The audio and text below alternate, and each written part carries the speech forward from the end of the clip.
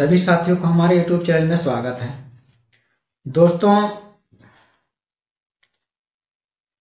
जिस तरीके से 24 तारीख को बहुजनों का जलवा देखने को पूरे भारत में मिला, उसी तरीके से ये जलवा चलता रहेगा जब तक बाबा साहब के अपमान का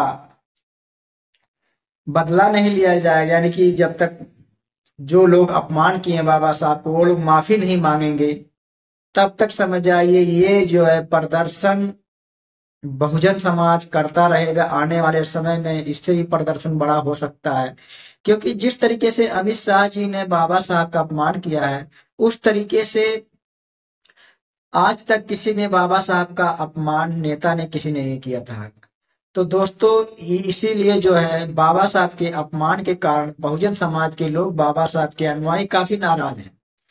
दोस्तों, मैं आज एक ऐसे मुद्दे बात करूंगा जो इस जो बयान है, इस बयान से और पीछे मैं जाऊंगा, जबकि हमारे समाज को बैठने का, उठने का या आंदोलन करने का अधिकार नहीं था। दोस्तों,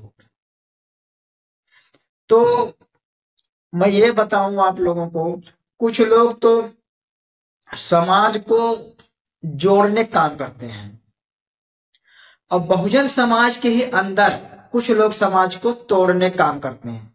समाज को जोड़ना इतना आसान नहीं होता, लेकिन समाज को तोड़ना बहुत आसान लोग समझते हैं। कभी भी बाबा साहब के सम्मान में 10 लोगों को इकट्ठा करना बड़ी मुश्किल की बात है, और समाज को तोड़ना हो तो 50 लोग इकट्ठा हो जाएंगे। दोस्तों, तो ये गलती किसकी है? ये गलती जो है उन लोगों का है जो बाबा साहब का नाम लेते हैं, लेकिन बाबा साहब का जो विचारधारा है उस पर चलने का काम नहीं करते हैं, उनका विचार फैलाने का काम नहीं करते हैं। दोस्तों, इसी तरीके से जो है बाबा साहब को बहुजन समाज के लोगों में कुछ ऐसे ही लोग जो है उनको पीछे खींचने का काम करते थे। उस समय जब बाबा साहब वो समाज के लिए जब लड़ रहे थे, तो हमारे ही समाज में से कुछ ऐसे लोग होते थे जो बाबा साहब को पीछे से खींचने का काम करते थे। और उसी समाज में से आज भी कुछ लोग ऐसे हैं जो समाज के लिए, बाबा साहब के सम्मान के लिए लड़ते हैं, आगे बढ़ते हैं। तो उन्हीं में से कुछ लोग ऐसे हैं जो समाज को खींचने का काम करते हैं। दोस्तों, मैं ये बात दावे के साथ कह सकता हूं कि अगर बाबा साहब नहीं होते इस भारत के अंदर, तो शायद इस भारत की दुर्दशा और दशा दोनों अलग होता। जो बहुजन समाज की दुर्दशा आज की डेट में हो रही है, या बहुजन समाज के लोगों का अपमान हो रहा है, चाहे नेता हो, चाहे कार्यकर्ता हो, चाहे मतलब छोटा वर्ग हो, या बड़ा बड़ा, चाहे सफाई कर्मी हो या मजदूर हो, जिस तरीके से उसका मतलब ये अपमान करते हैं लोग, शायद बाबा साहब नहीं होते तो शायद ये अपमान बंद नहीं होता। बाबा साहब ने चाहे दलित हो, चाहे पिछड़ा हो, चाहे और पिछड़ा हो, कोई भी समाज का हो, बाबा साहब ने किसी को ये नहीं कहा कि इसको मैं ऊंचा दर्जा दूंगा, उसको। संविधान में बाबा साहब ने सबको बराबर का अधिकार दिया है।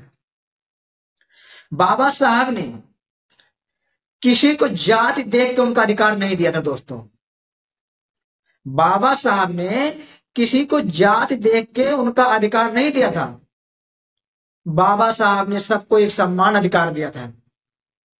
लेकिन आज के डेट में लोग जातियां बना बना के घूमते हैं, जातियों का बंटवारा करने की कोशिश करते हैं, समाज को बंटवारा करने की कोशिश करते हैं, समाज को गुमराह करने की कोशिश करते हैं, समाज को तोड़ने का काम करते हैं। चाहे नेता हो, और चाहे मतलब सोशल वर्कर हो, चाहे क्या नाम है छोटे वर्कर हो, चाहे कोई भी हो, ऐसे तमाम लोग हैं समाज को तोड़ने का काम करते हैं। लेकिन बाबा साहब ने समाज को जोड़ने का काम किया है। तो दोस्तों, जिस तरीके से आए दिन बाबा साहब का अपमान होता है, लेकिन बाबा साहब ने किसी का अपमान नहीं किया। बाबा साहब ने सबको संविधान के अंदर बराबर का अधिकार दिया है। जो लोग आज कहते हैं कुछ लोग कि बाबा साहब केवल खाली दलितों के लिए उन्होंने लड़ाई लड़े, कुछ ऐसे लोग हैं कहने वाले, लेकिन उन्हें यह ध्यान होना चाहिए बाबा साहब ने सबके लिए, उनके अधिकार के लिए लड़ाई लड़े।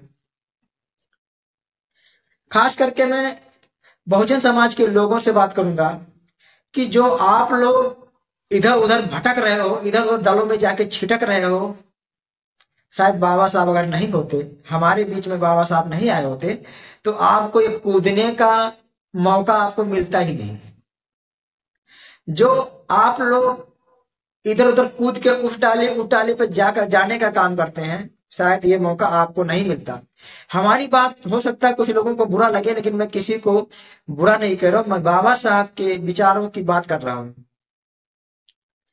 क्योंकि बाबा साहब ने ऐसे ऐसे जो लोगों को अधिकार दिए हैं, अपने अधिकार के लिए आप लड़िए, कोई बात नहीं है। बाबा साहब के सम्मान के लिए लड़िए, आप बहुजन समाज के सम्मान के लिए आप लड़िए। दोस्तों, आपको बहुजन समाज के लोगों को, यानी खास करके दलित वर्ग के लोगों को कुर्सी पे बैठने के लिए इजाजत नहीं था। आपको स्कूल में पढ़ने का इजाजत नहीं था। अगर आप गलती से स्कूल में नाम लिखा भी लिए हैं तो आपको स्कूल के बाहर बैठ के पढ़ना पड़ता था। आपको जमीन पे बैठ के पढ़ना पड़ता था। लेकिन बाबा साहब की ये देन है कि चाहे प्राइमरी स्कूल हो, चाहे मिडिल क्लास का स्कूल हो, चाहे जूनियर हाई, चाहे इंटर कोई क्लास का स्कूल हो, आजकल सभी बच्चे जो है टेबल और कुर्सी पे बैठ के पढ़ते हैं। बताइए किसका देन है? बाबा साहब का देन है। बाबा साहब ने शिक्षा की ओर काफी जोर दिया है कि आप 2 रोटी में से 1 रोटी कम खाइए, लेकिन बच्चों को पढ़ाइए। तो ये सब बाबा साहब ने बहुजन समाज के हित के लिए ही काम किया है। खास करके दलित समाज के लोग जो है, अगर अच्छा कपड़ा पहन लेते थे तो उनके ऊपर चाबुक चलता था। अगर वो सही बात बोल देते थे तो उनके मुंह को ताला लगा दिया जाता था। उनके अपने हक के लिए लड़ाई लड़ने का उनको अधिकार भी नहीं था दोस्तों।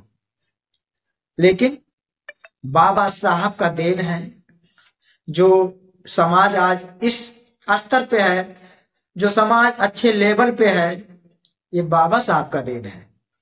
और बाबा साहब के विचारों की जब जो है अपमान किया जाता है, तब SC ST में से जितने सांसद हैं, कुछ ऐसे सांसद हैं समाज में जो बोल रहे हैं इस बात को कि अमित शाह जी ने गलत कहा, और कुछ ऐसे सांसद हैं जो आवाज तक नहीं उठा रहे हैं, जाके जबकि बाबा साहब का दिया हुआ खा रहे हैं, लेकिन गा रहे हैं किसी और चीज का। तो दोस्तों, आप लोग अगर हमारे वीडियो से सहमत हैं तो आप लोग हमारे वीडियो में कमेंट करके बताइए, आप लोग हमारे वीडियो को शेयर करिए, आप लोग हमारे वीडियो को मतलब लोगों तक पहुंचाने का काम करिए, आप लोग हमारे इस चैनल को सब्सक्राइब जरूर करें, क्योंकि हम कुछ मेहनत करेंगे और कुछ बहुजन समाज के लोग मेहनत करेंगे तो हो सकता है हमारा समाज आगे जाए, और हो सकता है बहुजनों की सत्ता आ भी जाए। जिस तरीके से बहन कुमारी मायावती जी का ऐलान हुआ 24 तारीख को, पूरे भारत में बहुजन समाज के लोगों ने अपना जलवा दिखाया सरकार को कि हम बहुत कुछ कर सकते हैं। तो दोस्तों, आप लोगों को हमारी वीडियो देखने के लिए धन्यवाद।